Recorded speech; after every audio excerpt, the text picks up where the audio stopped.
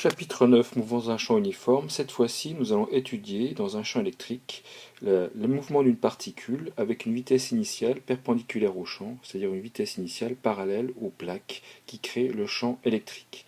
Donc tout d'abord, nous allons poser le problème en énonçant aussi quel est le référentiel étudié, le repère, le système, les forces extérieures et la loi appliquée. Donc premièrement, dans la plupart des cas, la particule chargée arrive entre les plaques avec une vitesse V0 parallèle aux plaques. Donc nous allons représenter ce schéma. Donc nous allons représenter les plaques ici.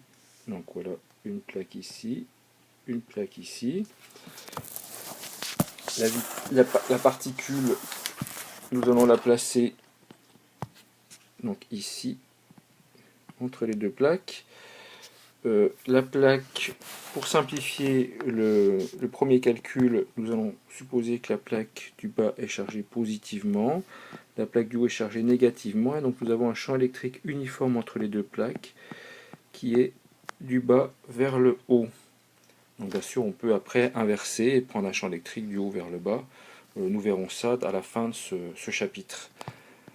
Alors, quels sont le référentiel étudié? Donc c'est le référentiel terrestre, donc supposé galiléen. Donc il est supposé galiléen dans notre étude où la particule a un mouvement rapide et où le mouvement est suffisamment petit par rapport au référentiel terrestre. Le repère utilisé, donc c'est un repère plan OXY que nous allons représenter. Donc l'axe des X est comme ça, parallèle aux plaques, et l'axe des Y va être vers le haut, comme ça. Voilà. Ensuite, alors nous n'avons pas représenté la vitesse initiale de la particule, nous allons le faire V0 comme ceci. Voilà. Ensuite on continue. Le système, donc c'est la particule, donc chargée. Ensuite, force appliquée, force extérieure, donc la force électrique, le poids qui est bien sûr négligeable. Donc quelles sont les lois qu'on applique pour déterminer l'équation horaire et étudier le mouvement? C'est très simple.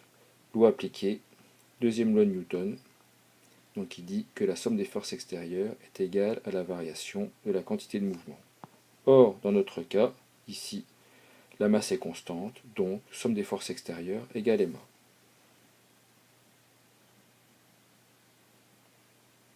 Et ici, bien sûr, la seule force extérieure qu'on va utiliser, c'est la force électrique. Donc F électrique égale ma.